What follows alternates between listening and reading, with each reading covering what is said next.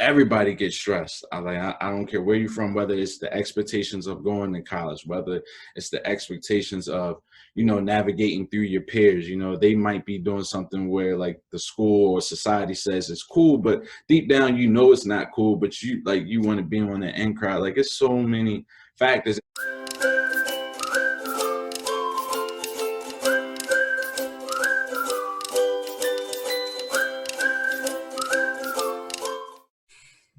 Welcome back to Empower Your Teen. I'm Emma B. Perez. Today, I am so grateful to have with us Ross Robinson of Holistic Life Foundation.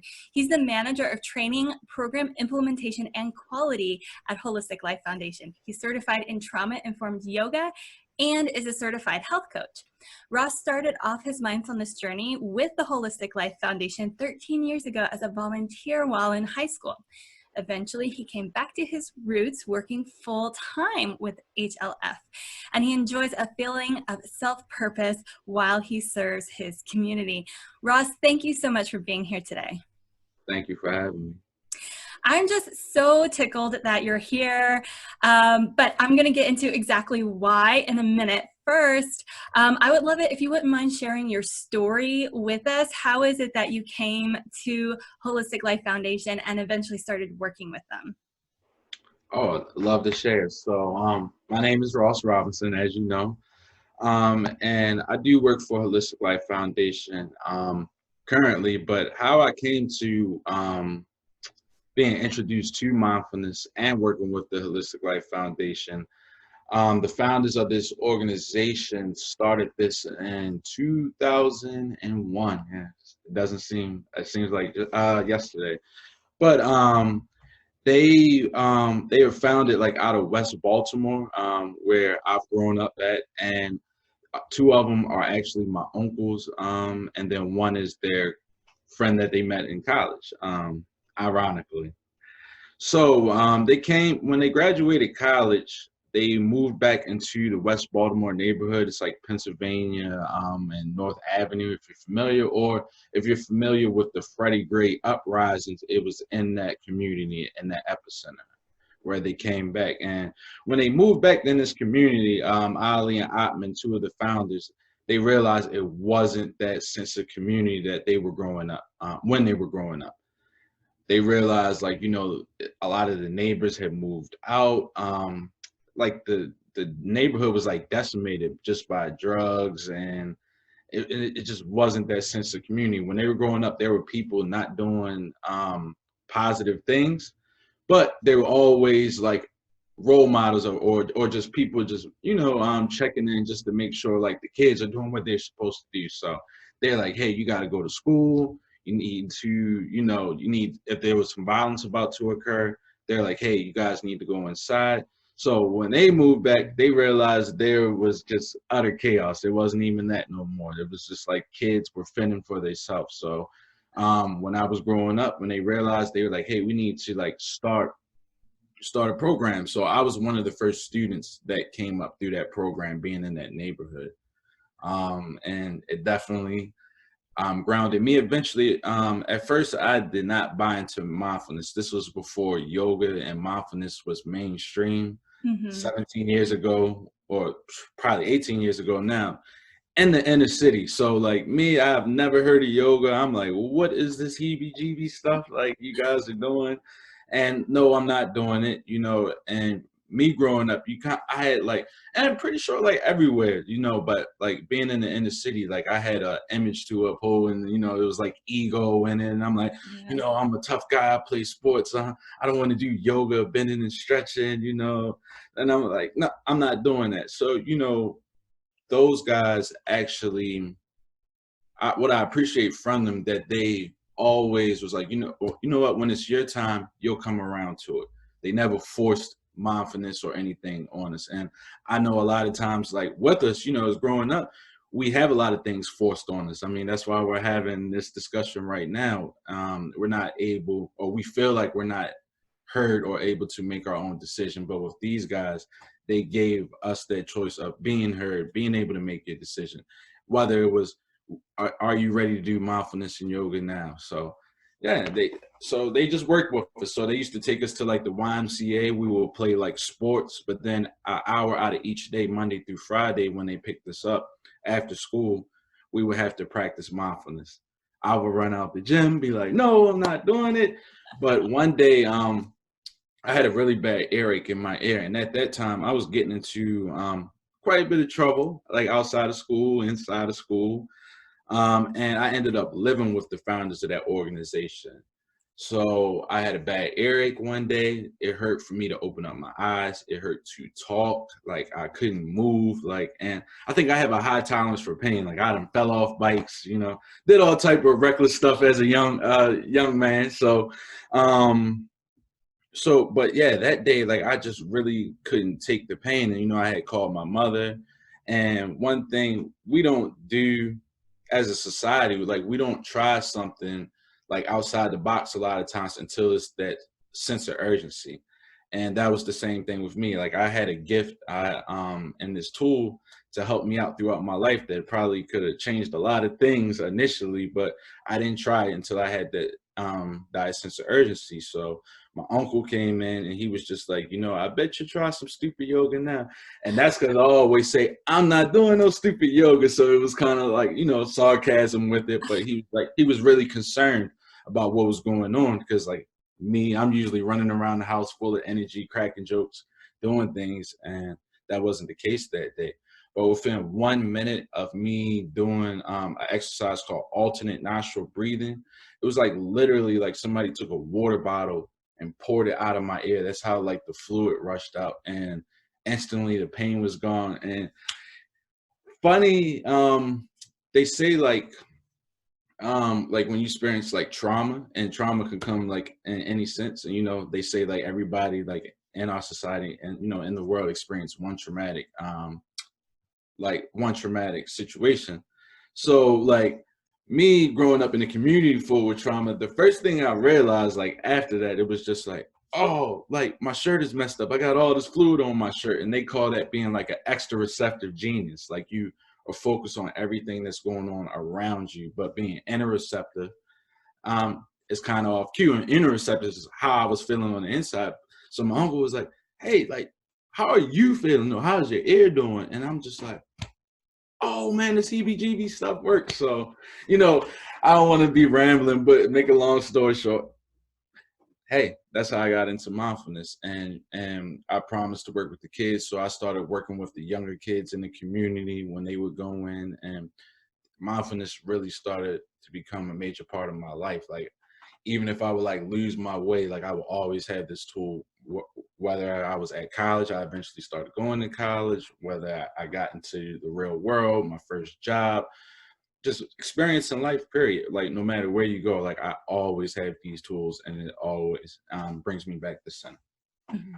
What an amazing gift to receive as a kid, right? Before you get into adulthood and, take on extra responsibilities, to already have that, right?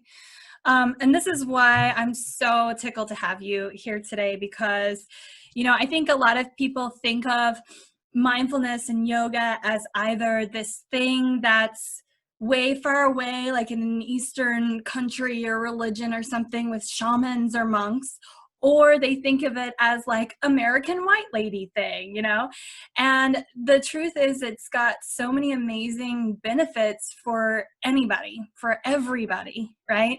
And these tools can really, you can take them throughout your entire life. And so I actually learned about Holistic Life Foundation a few years ago when I was still in high school. So I had a college and career workshop that I took to high schools all across the metro of Atlanta and a little bit into other places in Georgia as well.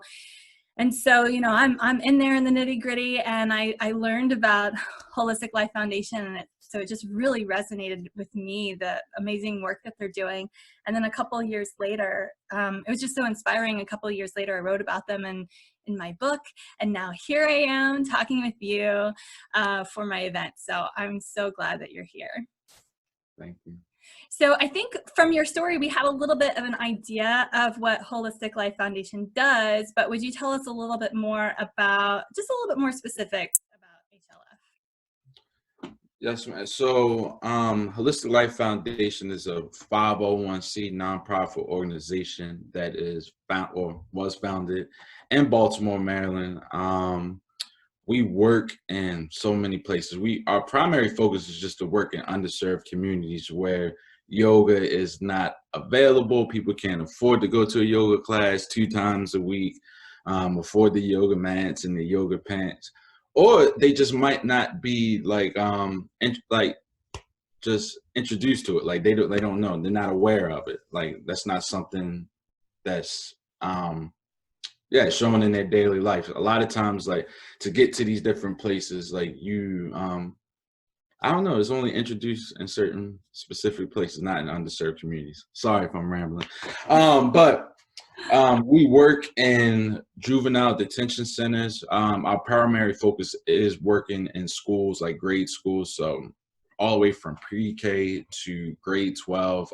We have a program called Mindful Moments where students can come in if they're feeling stressed, they have anxiety, whether it's about to be a big test, whether they're being bullied or whatever's going on. It might be something that went on in their personal life, like at home outside of the school, and they brought it into school. So those students can self-refer themselves, or the teacher or the principal or anybody in administration can refer that student. They come in 15, 20 minutes. We practice active listening with them, and then we will jump into like a mindfulness practice that we feel that's best suited for that situation that's going on. Also give like workshops nationally, internationally. Like me being from Baltimore, I've actually got to travel to like South Korea before, the pandemic. I traveled to the Middle East, working with Syrian refugees, like in Beirut. But like, well, it was actually, I flew into Beirut, but like working in the Bekaa Valley in the border of Syria. So I was like basically right there next to Syria. Probably was in Syria a little bit, but yeah, I didn't go deep down in there. But working with Syrian refugees, just to like bridge the gap of like, like over there they think like all of America is like great, like everybody's rich, everybody has money. They say like Donald Trump is the best president. He's good for you guys because like he makes sure everybody's rich. And I had to show them pictures of inner city Baltimore, and they're like, wow, that like looks like Syria. Like it looked like it's been bombed. And I'm like, yeah, like everybody's not rich in America. So Yeah. I think that's amazing because a lot of times I think people perceive the turning inward and looking at yourself, checking in, getting grounded, thinking about your feelings and emotion as something that you wait to do when you're not kind of focused on survival, right? They think that they can't go hand in hand, that you got to get survival in place and then you can worry about your feelings. But really it's the opposite, right? it is like you want to be aware of that in all situations. So like with mindfulness, why it's so key to everybody, no matter like what your background is, like the actual definition of mindfulness is being aware of your thoughts, your actions, and your emotions from a non-judgmental standpoint.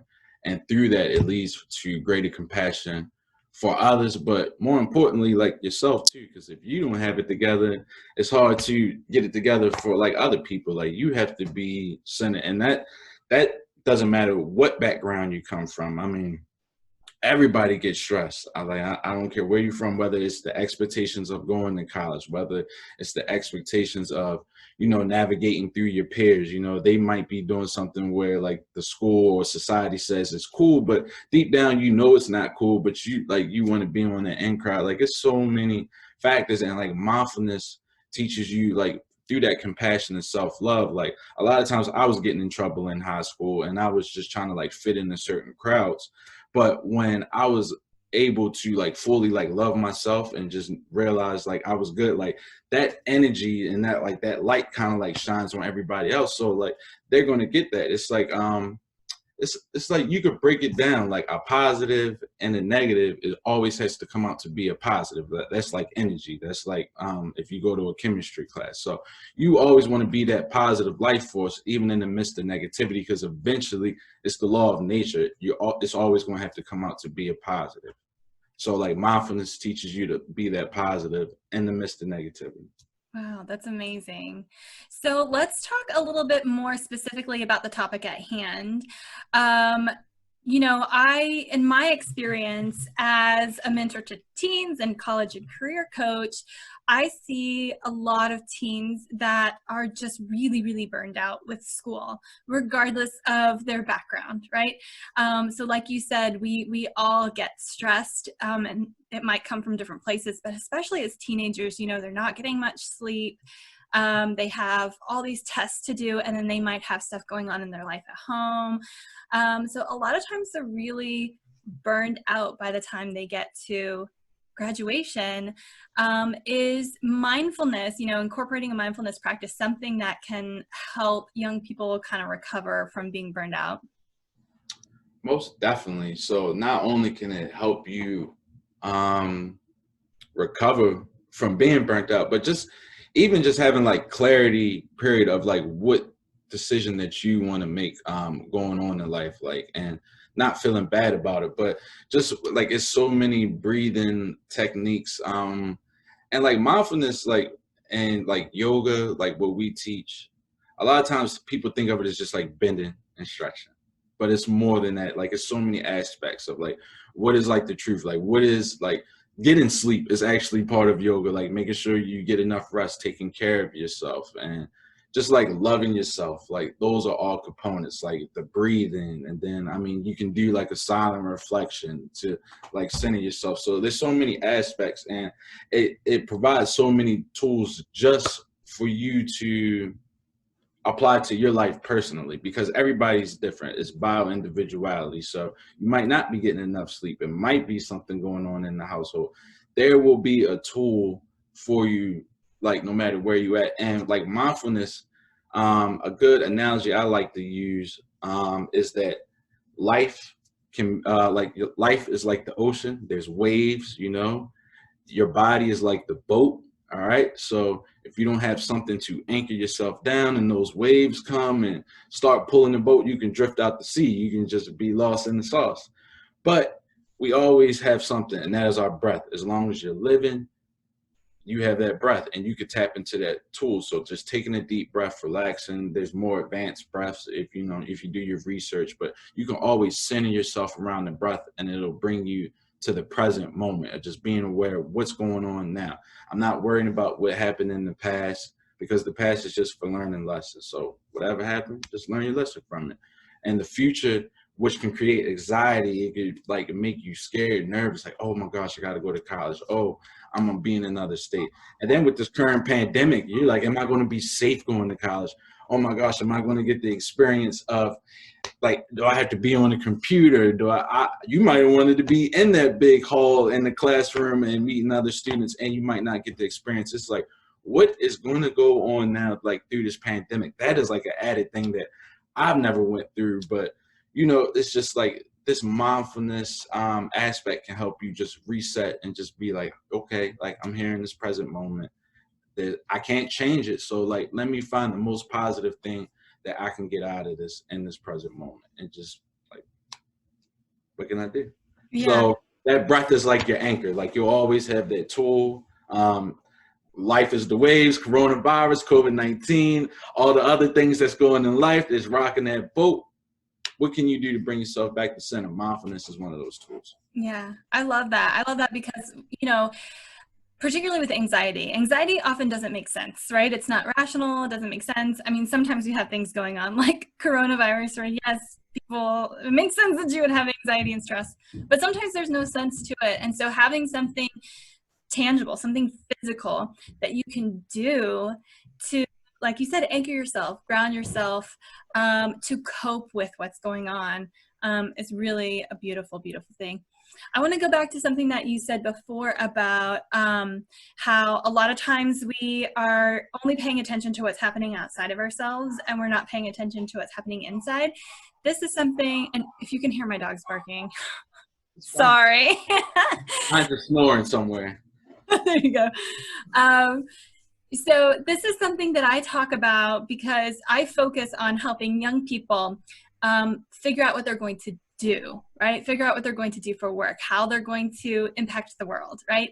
And a lot of times young people come to me because their counselors at school are really focused on helping them get accepted into college, which is a wonderful resource, but the kid already has to know what they want to do.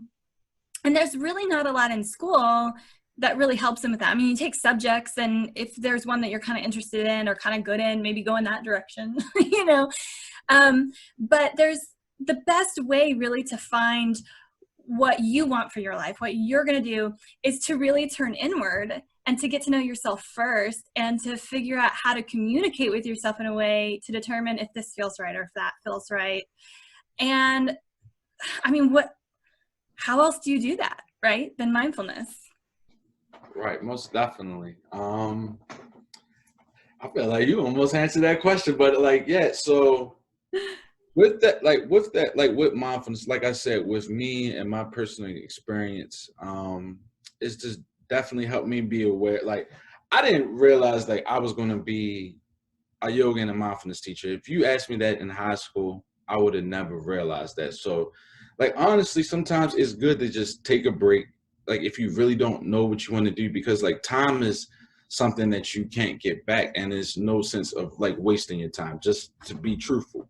And you could have went out and did something in the community, or you could have picked up a trade, or just whatever you wanted to do and try it, like in your life experience. Because at the end of the day, your parents, your guardians, whoever's around you can have like expectations for you, but if you don't truly love what you're going to do, like it's not going to lead to like inner peace of like what we're talking about, that just like being interoceptive, being aware of what's going on. And you don't want to be in a position where you're miserable. Like, you want to be, and I know like in life, like you have to get a job because you have to take care of yourself. It's not easy out here, but if you come from like a place of loving what you really want to do, or like loving what you do, I'm sorry, you're going to be the best at it. So like, honestly, like you're going to be able to take care of yourself. Like I feel like you're going to be the best at what you're doing. So there's going to be no competition. Like you've already defeated that competition, which was just battling like what you want to do in itself. Like where am I really going? What direction I want to do? So I would just advise, just take that time out. I mean, mindfulness is a great tool to do it, to help you get centered. Like a lot of times when I have a question that I do not know the answers to, I'll ask myself that question and then I'll meditate. And that's just my personal view. And a lot of times, like after that meditation, like first and foremost, sometimes my mind just goes blank. And like meditation and breathing, and a lot of times when you practice these exercises, we have so much going on up here. It's just like, oh my gosh, what am I gonna eat for dinner? What am I gonna do? Oh, did I fill out my college paperwork? Oh, did I fill out my forms? Am I going to college? Oh, did I put gas in my car? Oh, did I feed the dog? Oh, like it's called like monkey brain, or like they call it like scattered senses. Like it's just like so much going on, and you're just like, woof, like what are you gonna do to actually calm all that down? Like, because if you're not calm and you're not able to work throughout those thoughts, it's hard to move with clarity. So that's what helps me. Like I meditate, I get centered. And sorry, I don't know if you can edit this, but I was like, I started talking, I don't even know where I was at. So No, that's perfect. Actually, that's a great segue. You kind of answered my next question, which was, if a young person hasn't had the chance to learn these skills and start to practice, by the time they, get to 18 and graduation, would you recommend, just taking a year to set up these practices before they jump into school or work or whatever it is? And you kind of touched on that. yeah, most definitely. I would honestly, like mindfulness, it is definitely great for making your decision on what you want to do. But like even once you make that decision, hey, I don't want to go to college. Hey, like I do want to go to college. It's going to be able to support you and guide you even after you make that decision. This is like a major key decision in life. Like if you want to go to college, like I mean, because sometimes like you can go there. Like honestly, personally, always truthfully speaking, like I didn't graduate college, and I owe a lot of money. So, and I was just like, I felt like I was forced to go there. Like I went and played for sports, but it was just like the whole pressure of being the first person from my family to go to college. Like it was like a pressure, but it was like that might not be the thing for me. Like my little brother, he gets like straight A's, and I feel like he's great for college. Like when he goes, like that might have been his journey, but that wasn't my journey. And it's like a lot of people kind of gave me like a lot of slack of, oh, you didn't finish college, you need to go back to college, you're not going to be able to make it in life, you're not going to be able to do this because if you don't have a degree. But like now with me living throughout life, living through life's experiences, me having mindfulness, like it's actually created a whole job for me in a whole lane of me just loving this. So I feel like through your life experience, you have to find out what resonates with you. Mindfulness can probably be the driver of supporting you to like find that with more clarity, like in life, but you have to find out really what really resonates with you. Glad I did. And like this job, like I said, it's taken me around the world. It's gotten me outside of the inner city of Baltimore. Like I've traveled. So it's, yeah. Amazing. That's amazing. So it can help you really get in touch with yourself and make a decision that's right for you, regardless of what other people are saying. And it can give you great coping techniques and skills to handle anything that comes your way, right? Any challenges that come your way. So if there is someone listening to this who is like, ooh, I want to get started with that, what are some of your recommendations for getting, just established brand new with a mindfulness practice? I know y'all kids know it. You got the famous channel YouTube. You got YouTube. It's a lot of like activities on there and different experiences. And I wouldn't just like hone on like one like person. Like I would definitely just like go through like a lot of different apps, and like you have like Headspace and Calm, I think. And then even my organization, we have a platform called BAM, Bridging Academics Through Mindfulness, where like they have those tools. So that's available on our website also. So it's so many tools, and like YouTube, and it's like everywhere. It's so plentiful, and just come out what resonates like with you and what calms you down, because there's like no right or wrong way. If you're feeling it in your heart, I feel like it'll be a positive.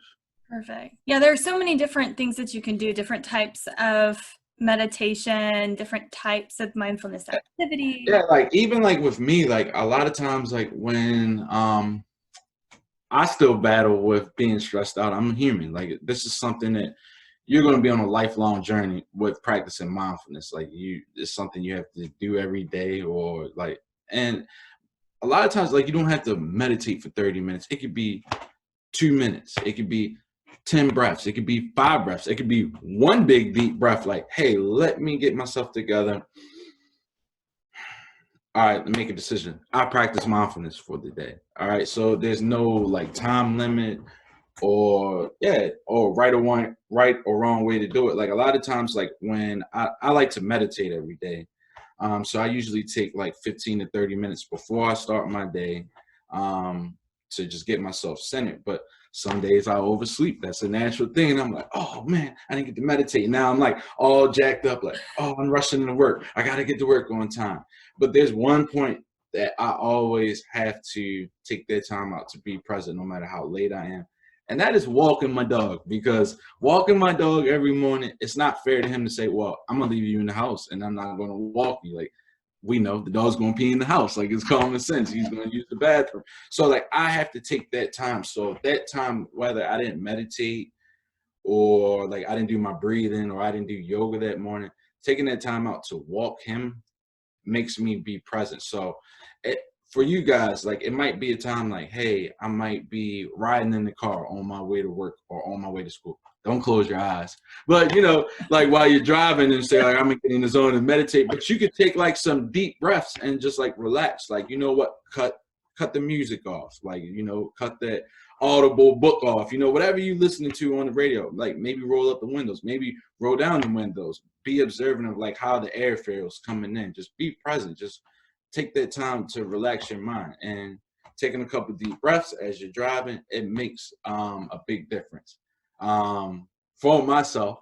But like just finding those ways, brushing your teeth, you could say, like, be aware of, like, how does the toothbrush feel? Like, what is the sensations? What does the toothpaste really taste like?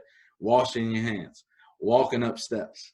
Like, you can find, like, just simple ways to incorporate this in your life. Like, mine's is walking the dog. I'm always going to have to do that every morning. And I do, like, mindful walking, like a walking meditation.